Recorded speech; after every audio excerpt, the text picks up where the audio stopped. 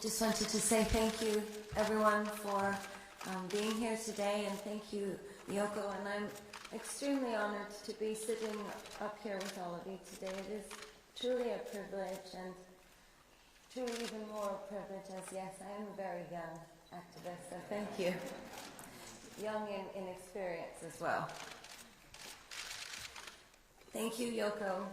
I'm so happy to be here with you today, and I only wish Sean was here so I could wish him a proper happy birthday, and I, of course, want to wish John a happy birthday as well. I'm supremely honored to accept this grant and award today on behalf of youth empowerment around the world. I will be donating this grant to the Elton John AIDS Foundation, and I will be working closely with them to ensure that the money goes specifically to those orphans and disadvantaged youth in America born with HIV or AIDS. Thank you, Iceland, so much, and Mayor, you are so inspirational. I was truly moved by your speech today, and I have to agree. I wish there were many more of you.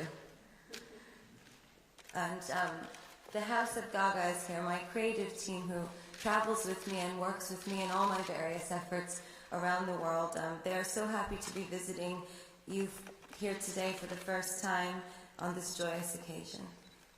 I was born and raised an Italian-American girl in Manhattan from a blue-collar family, third generation migrating from Italy. My grandfather was a shoemaker. I was fortunate in many ways. The love of my parents, the strength of our family, my education, but most importantly, the inspiration of my neighbors. I grew up since I was 5 years old, 4 blocks from Yoko and Sean. But I didn't know them. And I knew them, but they didn't know me, because I was nobody. And as a young student, I often walked across Central Park, and I would walk as often as I could through John's Imagine Memorial and the gateway to Strawberry Fields. I remember admiring the flowers, the legendary ones laid upon his memorial every day by his wife. And I remember that they were re-inspired and created into a floral art piece by an adoring homeless man who didn't leave the Strawberry Fields for the 10 years that I would walk through. I particularly liked it when he formed them into a peace sign. I even got this tattoo because of it. And on various anniversaries for John, we would always, as a family, walk to the fields and sing his music and Yoko's music and dream of peace as New Yorkers, united in the spirit of his activism. When I turned 19, I got this tattoo to remind me that if I were ever to gain the attention of the critical mass, even in an exponentially smaller way than John had, that I would commit myself to breeding compassion through my voice. Today before Yoko, who I adore, respect, and cherish as one of the world's greatest, most loving, and wisest instruments of peace, who I now have as a friend and a mentor, I'm going to choose this moment to honor the commitment I made to peace when I was 14 in Strawberry Fields with my family. I was lucky to learn at a young age that your neighbors can truly change your life. Like you've changed mine, Yoko, but now 5 years after becoming a pop artist, young activist, and a traveling gypsy, as I have no residence, I have learned that in fact the universe is so wide and so enormous that we are actually on this earth, all neighbors. The earth is much smaller and much more vulnerable than we all think. There is in fact no one human in charge of the earth. There's no gatekeeper, which means we all must protect it together and foresee together as neighbors the fate of humanity. I would like to address the world today as your neighbor. We share the same dreams of peace, the same planet. We share the same potential to succeed.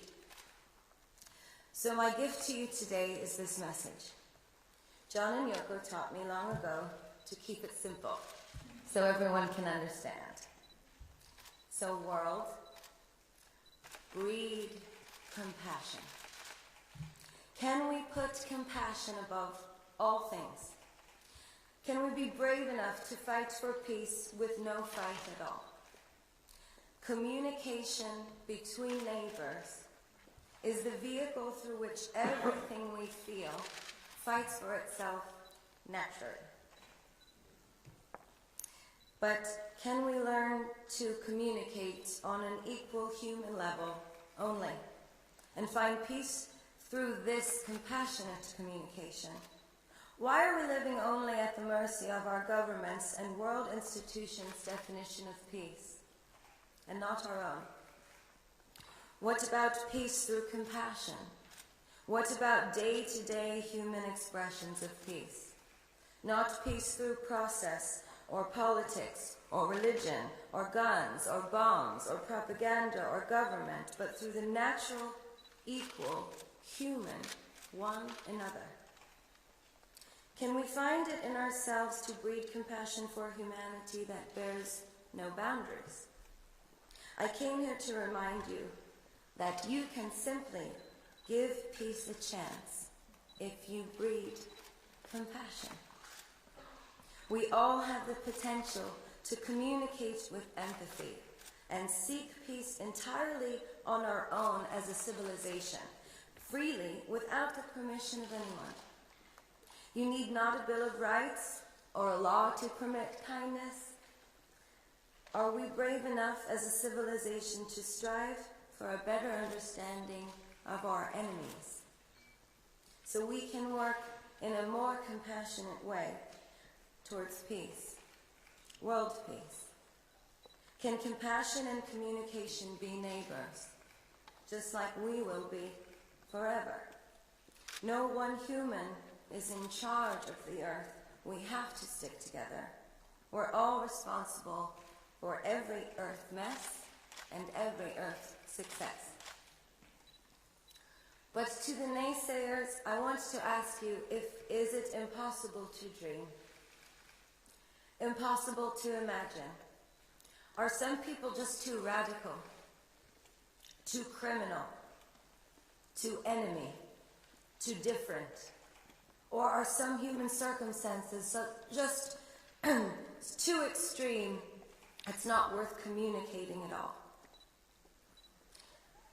When we stop communicating, it is only replaced with war. War on each other, war on the environment, and actually, war on peace itself. It is my experience as a public figure, through social media intelligence, my involvement in youth mobilization technology, and the research I've done with the Born This Way Foundation, that world culture at this moment is not naturally inclined toward compassion. For example, full equality in my country is still not given to all Americans. And I know we are not alone. So in my young activism, I will continue to communicate compassionately to the world and its leaders towards a peaceful resolution where my activism is relevant. So I just wanted to leave you with, today I just urge everyone in this room to use your voice compassionately. I'm not asking you to spread the word, I'm asking you to be a rebel and to take action, to do it. I dare you to be brave enough to be compassionate in a cynical age, to be a true rebel of your time. Right now the war on peace is growing, but we can begin its end.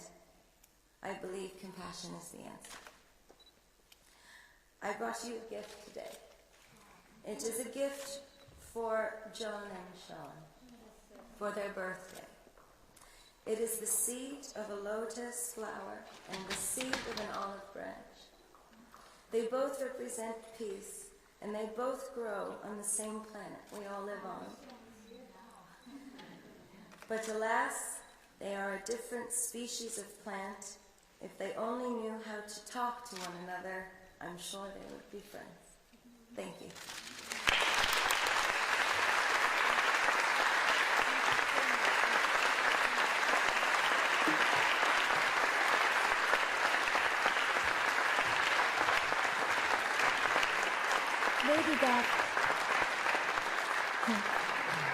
Lady Gaga is thanking us. I'm feeling that, we are so thankful that she's here. And also, she was sitting here for, how long were you sitting? And so now you know how she looks like.